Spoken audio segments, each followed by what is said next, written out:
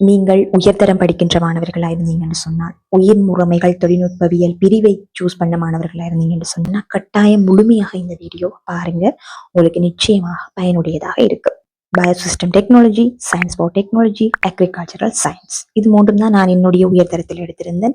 அது தொடர்பான அனுபவத்தை உங்கள்கிட்ட ஷேர் பண்றதுக்கு தான் இன்னைக்கு வந்திருக்கேன். முதலாக உயர்தரத்துல காலடி எடுத்து வச்சிருக்கீங்க. நான் குறிப்பிட்ட 3 பாடங்களும் நீங்க படிக்கிறதுக்காக ரெடி பண்ணி இருக்கீங்கன்னு சொன்னா 5 திங்ஸை வந்து ரெடி பண்ணி வச்சுக்கொள்ளுங்க. முதலாவது வந்து ஸ்கூல் நோட்ஸ், 2வது கிளாஸ் நோட்ஸ், 3வது டீச்சர்ஸ் கைட், கடந்த கால 10 வருட பாஸ் பேப்பர்ஸ், அடுத்தது உங்களுக்கான நேரம். இந்த 5மே வந்து முக்கியமான விஷயங்கள்.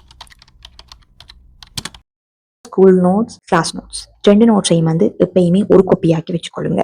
அதாவது மெயினாக இப்போ கிளாஸ்ல தான் கூட படிப்பீங்கன்னு சொன்னாலும் ஸ்கூல்ல நல்ல எக்ஸ்பர்ட்டான டீச்சர்ஸ் முக்கியமான பாயிண்ட்ஸ் வந்து சொல்லி தருவாங்க. அதையும் நோட் பண்ணி நீட்டா கலெக்ட் பண்ணி வச்சுக்கொள்ளுங்க. ஸ்கூல் கொப்பியில எக்ஸ்ட்ராவா சொல்லி தந்த சில நோட்ஸுகளை கலெக்ட் பண்ணி கிளாஸ் கொப்பியில எழுதி ஒரு நோட்டாக்கி வச்சுக்கொள்ளுங்க. உதாரணத்துக்கு மண்பாடம் படிக்கிறீங்கன்னு சொன்னா ஸ்கூல்லையும் படிப்பீங்க, கிளாஸ்லையும் படிப்பீங்க. ஸ்கூல்ல படிச்ச முக்கியமான பாயிண்ட்ஸ்கள் இருந்தா அதை கிளாஸ் கொப்பியில எழுதி வேற கலப்பினாலையாச்சும் எழுதி நோட் பண்ணி ஒரு கொப்பி நோட்ஸா மண்பாடத்தை ரெடி பண்ணி வச்சுக்கொள்ளுங்க. டீச்சர்ஸ் கைட், டீச்சர்ஸ் கைட்ல வந்து டவுன்லோட் பண்ணிக்கலாம் நீங்க NIE.lkல. அது வந்து இன்ட்ரடியூஸ் ஆகின வருஷம் முக்கியமானது. Science for technology, biosystem technology, இது இரண்டுமே வந்து 2013 பாடத்திட்டத்துல இருந்து நீங்க டீச்சர்ஸ் கைடு எடுத்து டவுன்லோட் பண்ணி வச்சுக்கிறது நல்லது. விவசாய விஞ்ஞானத்துல தரம் 12க்கு என்று தனிய டீச்சர்ஸ் கைடும் 13க்கு என்று தனிய டீச்சர்ஸ் கைடும் இருக்குது. தரம் 12 வந்து 2017ஆம் ஆண்டு இன்ட்ரடியூஸ் பண்ணப்பட்டதாகவும் தரம் 13 18ஆம் ஆண்டு இன்ட்ரடியூஸ் பண்ணப்பட்டதாகவும் இருக்க வேணும். இது எல்லாமே கவனமா பார்த்து இந்த 3 பாடத்துக்குமான டீச்சர்ஸ் கைடை நீங்க கலெக்ட் பண்ணதுக்கு அப்புறம் அதுல பாடவேளை என்று இருக்கும். ஒவ்வொரு பாடத்துக்குமே பாடவேளை என்று குறிப்பிடப்பட்டிருக்கும். ஆனா அதிக பாடவேளை வருகின்ற பாடங்களை ஹைலைட் பண்ணி வச்சுக்கொள்ளுங்க. உதாரணத்துக்கு மண்ணுக்கு வந்து 12 பாடவேளை என்று சொன்னா அது அதிக பாடவேளை தான். ஆனா 2 பாடவேளை 3 பாடவேளை உள்ள பாடங்கள் இருக்கும். அது தவிர்த்து அதிக பாடவேளை உள்ள பாடங்களை மட்டும் ஹைலைட் பண்ணி வச்சுக்கொள்ளுங்க. டீச்சர்ஸ் கைட் வேலை அவ்வளவுதான். அடுத்தது பாஸ் பேப்பர்ஸ். பாஸ் பேப்பர்ஸ்ல நான் சொன்ன மாதிரி கடைசி வருஷம் வந்த பாஸ் பேப்பர்ஸ்ல இருந்து கடந்த 10 வருஷத்துக்கான பாஸ் பேப்பர்ஸும் அதுக்கு தெளிவான ஆன்சர்ஸும் இருக்கிற பேப்பர் உங்களோட ஹேண்ட் அவுட் ஆயிருக்கிறது வந்து ரொம்ப நல்லது.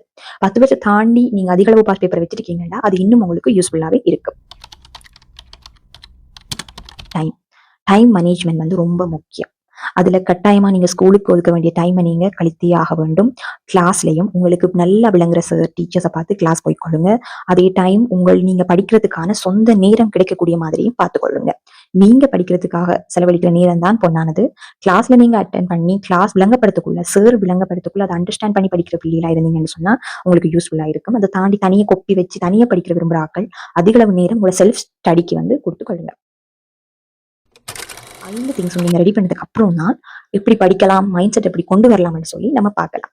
ஸோ இந்த 5 திங்ஸையும் நீங்க ரெடி பண்ணி வச்சுக்கொள்ளுங்க. கட்டாயம் நான் அடுத்த வீடியோவில் எப்படி உங்களை படிப்பை நீங்க ஆரம்பிக்கலாம்னு சொல்லி ஒரு ப்ரீஃப் இன்ட்ரோடக்ஷன் தருவேன். அது வரைக்கும் see you, டாடா, பை பை.